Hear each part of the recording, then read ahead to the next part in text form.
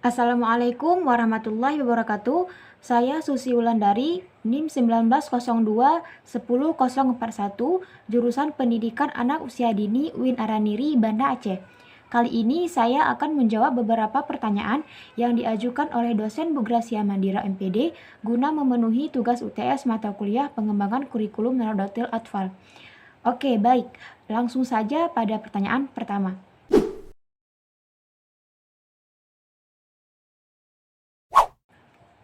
Oke, nah, kurikulum di sini merupakan salah satu komponen yang penting dalam penyelenggaraan pendidikan untuk mencapai tujuan pendidikan.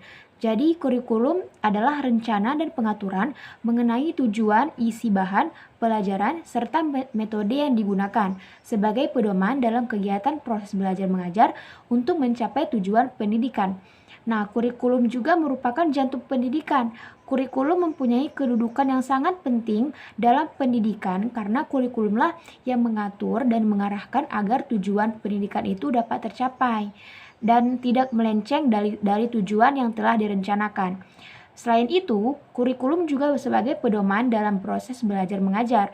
Dari kurikulum, inilah guru nantinya bisa membuat RPP untuk bahan belajar pada hari-hari berikutnya seperti itu.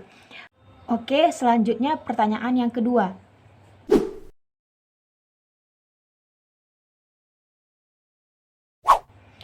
Mengutip artikel dari duniabelajaranak.id, ada beberapa model kurikulum anak usia dini, diantaranya adalah pertama itu pengertian model kurikulum Arab Taylor. Model kurikulum ini dikembangkan berdasarkan langkah-langkah yang akan dilakukan dalam pengembangan kurikulum. Kurikulum model ini itu diajukan oleh Taylor pada tahun 1949. Yang kedua itu ada kurikulum Taba. Model pengembangan kurikulum ini sebenarnya itu modifikasi pengembangan dari kurikulum model Taylor. Jadi kurikulum ini lebih menekankan pada pembelajaran yang berpusat pada perhatian guru. Selanjutnya itu ada model kurikulum Beckham. Model kurikulum Beckham ini diperkenalkan oleh George Beckham, dikembangkan pada 1976. Kurikulum Beckham ini merupakan suatu rencana pendidikan atau pengajaran dan pelaksanaan rencana itu sudah termasuk dalam pengajaran dan pengembangannya. Terdapat itu beberapa tahap di kurikulum ini, yaitu yang pertama itu ada menentukan area atau wilayah untuk persebaran kurikulum. Itu yang kedua itu ada menetapkan personal dan pengorganisasian. Yang ketiga ada prosedur pengembangan kurikulum, implementasi kurikulum, dan yang terakhir ada evakuasi kurikulum. Dan yang keempat itu ada kurikulum model kurikulum Audrey dan Howard Nichols. Howard Nichols dan Audrey itu mengembangkan sebuah kurikulum dengan elemen yang cukup jelas dan ringkas. Mereka itu menjelaskan pengertian pengembangan kurikulum tersebut dalam buku Developing Curriculum, A Practical Guide pada tahun 1978. Nah, untuk pengertian selanjutnya, untuk kurikulum selanjutnya itu ada kurikulum Dynamic Skill Bag. Kurikulum Dynamic Skill Bag ini itu merupakan model kurikulum yang dinamakan merupakan pengembangan kurikulum untuk para guru dengan mengembangkan kurikulum sesuai dengan kebutuhan sekolah. Itu ada beberapa langkah dalam mengembangkan kurikulum. Yang pertama itu ada menganalisis situasi, memformulasikan tujuan, menyusun program interpretasi dalam implementasi, monitoring feedback, penilaian dan rekonstruksi. Oke, selanjutnya itu ada model kurikulum Olivia. Nah, menurut Olivia, salah satu aspek yang perlu dipahami dalam pengembangan kurikulum adalah aspek yang berkaitan dengan organisasi kurikulum. Nah, organisasi kurikulum merupakan pola atau desain bahan atau isi kurikulum yang tujuannya itu untuk mempermudah siswa dalam mempelajari bahan pelajaran dan kegiatan belajar, sehingga itu tujuan pembelajaran dapat dicapai secara efektif. Nah, untuk model kurikulum yang terakhir itu ada model kurikulum Wheeler. Nah, pengembangan ini menggunakan suatu proses yang setiap bagian itu dalam kurikulum itu tersebut saling berhubungan satu sama lain gitu. Nah, jadi nanti proses mengembangkan kurikulum ini itu terjadi secara terus-menerus seperti itu.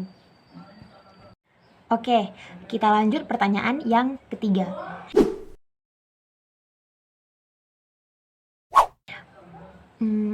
Nah, dalam KTSP perbedaannya yang pertama itu adalah mata pelajaran tertentu itu mendukung kompetensi tertentu. Nah, sedangkan dalam 413 tiap mata pelajaran itu mendukung semua kompetensi, sikap, keterampilan dan pengetahuan.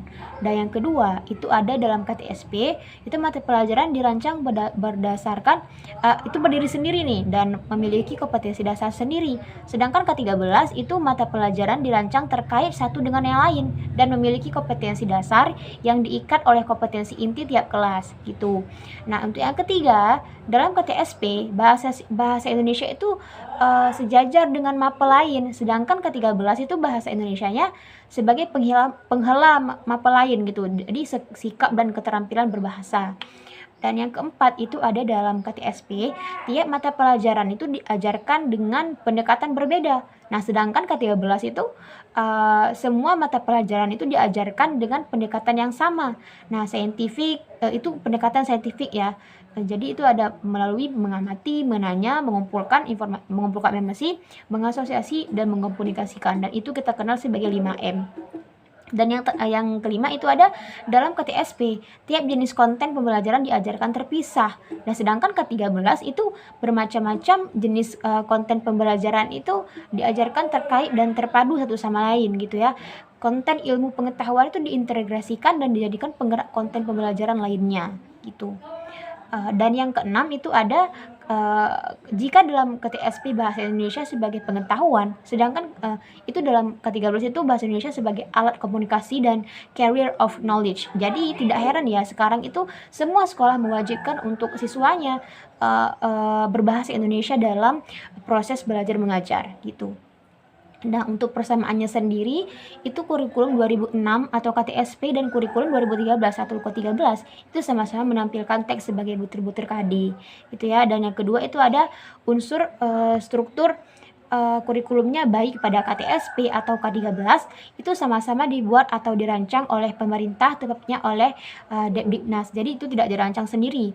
Jadi KTSP ini masih dan K13 ini masih dirancang oleh pemerintah gitu ya. Oke, pertanyaan berikutnya.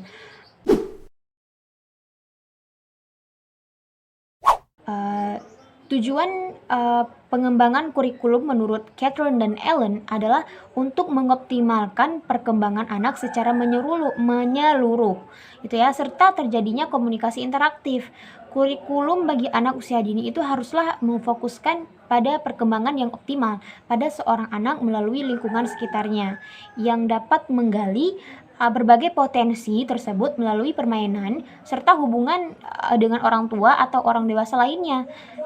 Selanjutnya itu mereka berdua berpendapat bahwa seharusnya kelas-kelas bagi anak usia dini itu merupakan kelas yang mampu menciptakan suasana kelas yang kreatif dan penuh kegembiraan pada anak gitu ya. Jadi memang di sini itu mereka berpendapat bahwa anak usia dini itu bisa belajar sambil bermain dan belajar itu dengan melihat lingkungan sekitarnya seperti itu ya. Nah, di sini itu mengapa kurikulum itu selalu terjadi pembaharuan setiap zamannya? Karena itu kurikulum itu satu kurikulum yang sesuai dengan keadaan sepanjang masa itu tidak pernah sesuai ya dengan dia tuh harus mengikuti perkembangan zaman. Nah, kurikulum itu harus dapat menyesuaikan dengan perkembangan zaman yang senantiasa cenderung berubah gitu ya.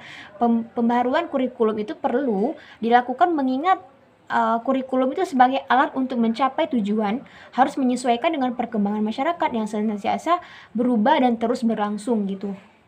Nah, untuk pembaharuan kurikulum pada dasarnya itu sangat memerlukan pembaharuan sesuai dengan kemajuan zaman dan teknologi. Nah, dikarenakan ini apabila tidak adanya pembaharuan yang dilakukan nih, maka proses pembelajaran dan pendidikan Indonesia itu akan mengalami keterlambatan dengan pendidikan bangsa lain. Dan apabila seiring dengan kemajuan zaman, kita masih menggunakan metode kurikulum yang lama, mungkin akan kurang relevan lagi. Sehingga dengan adanya kurikulum yang baru, juga dapat dijadikan acuan untuk proses belajar dalam membuat atau menyusun kurikulum baru lagi, sehingga dapat belajar dari pengalaman. Jadi tidak heran kurikulum itu sangat diperlukan untuk adanya perubahan sesuai dengan perkembangan zaman, untuk bisa kita itu lebih setara dengan negara-negara yang berkembang dan maju lainnya, seperti itu.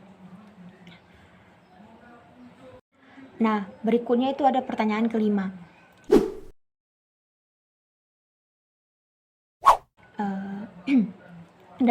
Ada beberapa prinsip-prinsip kurikulum. Itu yang pertama ada prinsip relevansi. Di sini kurikulum anak usia dini itu harus relevan dengan kebutuhan dan perkembangan anak secara individual. Baik itu relevansi keluar, ya itu berupa tuntutan kebutuhan dan perkembangan anak usia dini, dan relevansi ke dalam itu adalah komponen-komponen kurikulum dan harus saling berhubungan dengan keterpaduan internal terhadap anak usia dini. Jadi itu saling berhubungan. Dan yang kedua itu ada prinsip adaptasi. Nah, di sini kita sudah tahu ya bahwa kurikulum anak usia dini itu harus memperhatikan dan mengadaptasikan perubahan ilmu, teknologi, dan seni yang berkembang di masyarakat, termasuk juga perubahan sebagai akibat dari dampak psikososial. Maksudnya, di sini itu kita anak usia dini itu dididik untuk tidak ketinggalan zaman dengan beradaptasi dalam kehidupan bermasyarakat sesuai dengan perkembangan yang ada.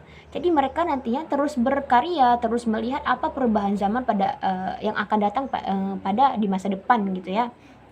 Dan yang ketiga itu ada prinsip kontinuitas, bahwa ini maksudnya kurikulum anak usia dini itu harus disusun secara berkelanjutan antara satu tahapan perkembangan ke tahapan perkembangan berikutnya, sehingga diharapkan anak siap memasuki jenjang pendidikan selanjutnya.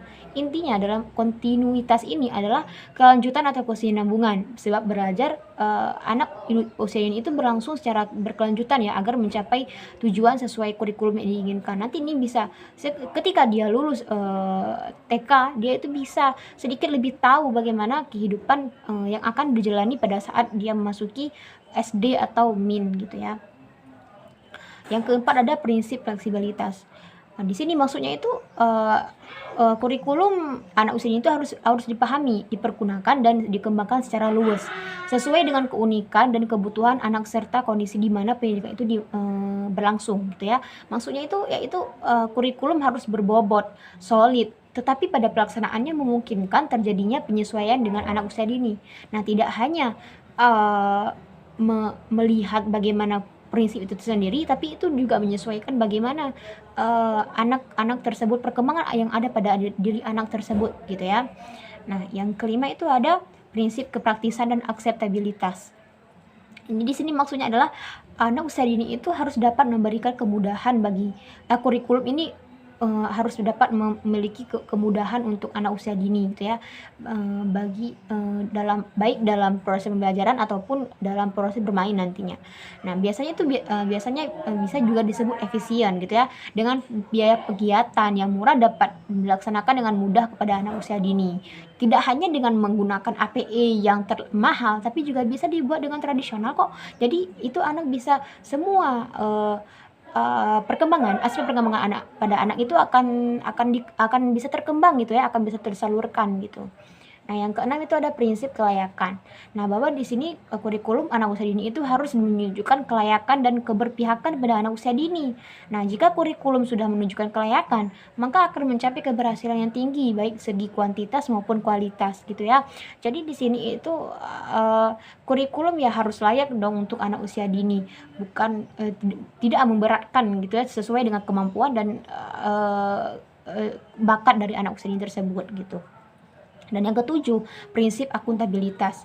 Nah, di sini maksudnya kurikulum anak usia dini itu yang dikembangkan harus dapat dipertanggungjawabkan pada masyarakat sebagai pengguna jasa pendidikan anak usia dini ya, sebagai orang tua ataupun sebagai murid gitu ya. Jadi apa yang sudah dilakukan harus sesuai dengan tanggung jawab apa yang sudah diberikan, entah itu melalui tindakan, kebijakan, termasuk mempunyai suatu kewajiban untuk melaporkan gitu ya. Menjelaskan dan dapat dipertanyakan itu bagi tiap konsekuensi yang sudah dihasilkan kepada anak usia dini, sehingga tidak menimbulkan kesalahpahaman dalam masyarakat gitu ya. Jadi proses kegiatan belajar itu dilakukan sambil bermain dengan suasana menyenangkan, aman dan kondusif gitu. Jadi di sini itu sama-sama istilahnya simbiosis mutualisme ya. Di sini gurunya menguntungkan dan juga anak muridnya tidak merasa dirugikan, dan orang tuanya juga merasa ini bagus gitu ya kurikulumnya. Oke, pertanyaan terakhir.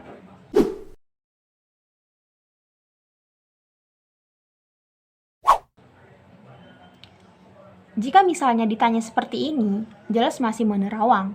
Tetapi saya ingin kurikulum itu bisa menyesuaikan minat dan bakat anak terhadap suatu hal, gitu ya. Setiap guru itu tentunya berpatokan pada suatu kurikulum, baik itu kurikulum KTSP ataupun kurikulum 2313 gitu ya. Jadi apabila kurikulum tersebut mengarahkan anak pada minat dan bakat, otomatis guru yang akan menjadi orang terdekat siswa akan mengarahkan siswa sesuai dengan minat dan bakat siswanya gitu ya. Jadi guru di sini itu sebagai istilahnya fasilitator, tapi mereka itu juga membimbing anak usia dini gitu. Nah, selanjutnya kurikulum yang baik itu adalah yang tidak mengekang gitu ya. Jadi saya ingin jika saya nantinya membuat kurikulum itu tidak mengekang anak usia dini gitu. Karena guru mereka itu berada di posisi paling utama. Guru di sini paling utama, sangat kuat dan tak bisa dibantah gitu ya. Apabila hal tersebut terjadi, akan mengakibatkan siswa menjadi tidak berani mengeluarkan pendapat dan tidak menanamkan jiwa kritis pada siswa. Jadi mereka tuh takut dengan guru gitu. Jadi mereka terhalang untuk memberikan pendapat, argumen atau apa yang ingin mereka sampaikan gitu ya. Nah, untuk kegiatan sendiri, saya itu ingin membuat jika nantinya bisa ya, itu saya ingin membuat terutama di PAUD itu program hari di mana satu hari itu full itu anak-anak menunjukkan bakat dan minat dan bakatnya gitu. Istilahnya seperti membuat penampilan ke depan kelas gitu ya. Nah, di situ anak akan bisa bercerita, bernyanyi atau menari sesuai dengan bakatnya masing-masing gitu. Atau bisa juga disebut seperti ya di hari Sabtu itu ada penyaluran bakat gitu ya. Nanti anak usia dini itu bisa sesuai dengan bakat minatnya, mereka bisa mengembangkan apa yang bisa mereka kembangkan pada hari tersebut gitu ya. Oke, sekian dari saya, mohon maaf apabila ada kesalahan. Saya akhiri, wabillahi taufiq wal hidayah. Assalamualaikum warahmatullahi wabarakatuh.